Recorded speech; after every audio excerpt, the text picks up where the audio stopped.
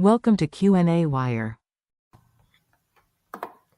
So we're told that a helicopter is 30 meters above the ground, so the y0 value is 30 meters, and has a velocity component v of x in 10 meters per second upwards, that's v of y, 10 meters per second upwards, and v of x of 15 meters per second in the x direction.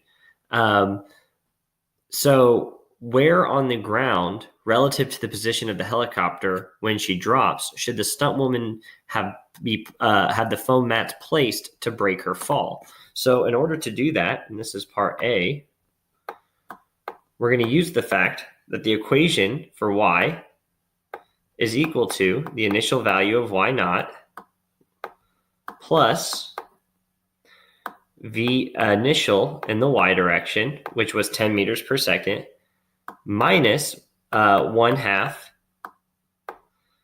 acceleration due to the gravity times time squared. The acceleration, or the minus sign, comes from the fact that acceleration is in the negative y direction. So that's minus 1/2 g times time squared. And then we want to know when this is equal to 0, because that's when she'll hit the ground.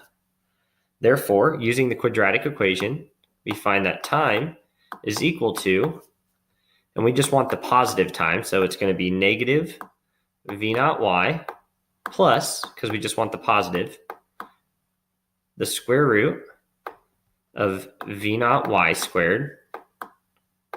And the quadratic equation said this would be minus 4 times 1/2 times minus 1/2 g times y0. So this is going, the minus signs cancel to a plus.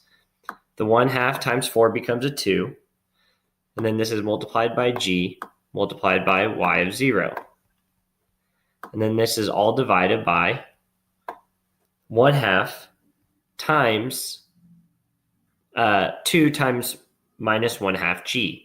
So the 2's cancel, and this is minus g. So we find out that this is equal to 6.07 seconds. Okay, so then therefore x, we can write this on a new page, is going to be equal to v of x initial times that time. V of x initial was 15 meters per second times 6.07 seconds. This is 91.1 meters. That's how far away it should be placed. And we can box that in as our solution to the question. And then for part B, we are asked to draw the x, y, v of x, and v of y as a function of time graphs. So x as a function of time. So the x-axis is in meters, the y-axis is in seconds, or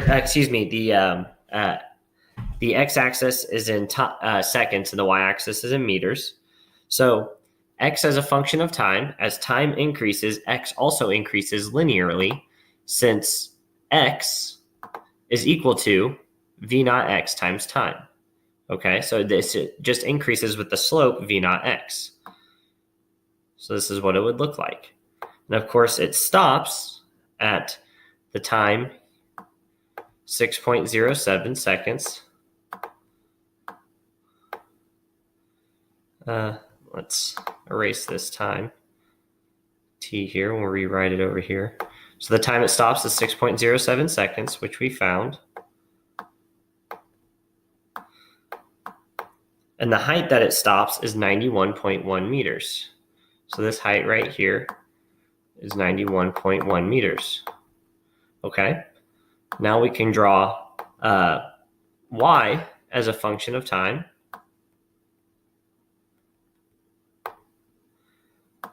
Again, the y-axis,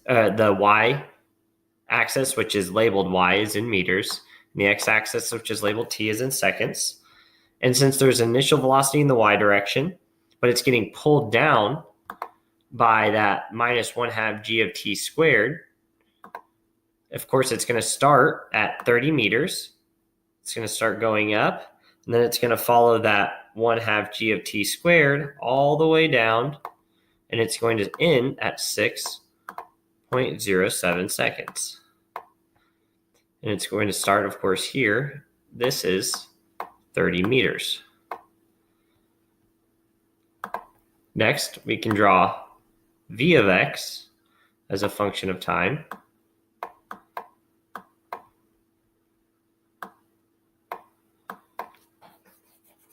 Well, v of x is just constant with time, so it's just going to go straight across until the object hits the ground, and then it's just going to drop to 0 immediately.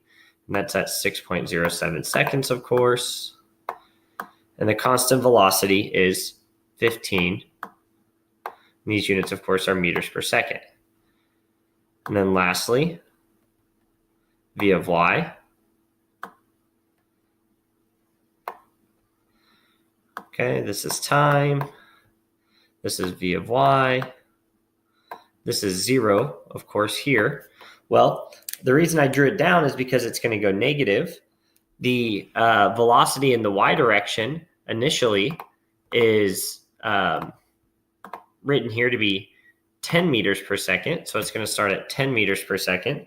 It's going to initially start to increase, but then it's going to drop rapidly and then drop here linearly following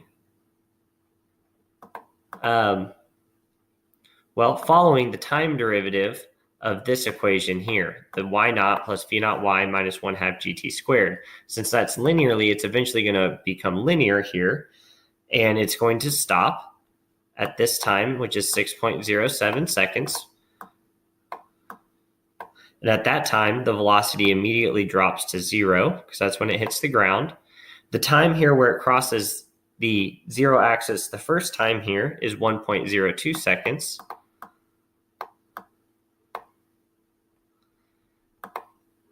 Okay. And those are what the graphs look like.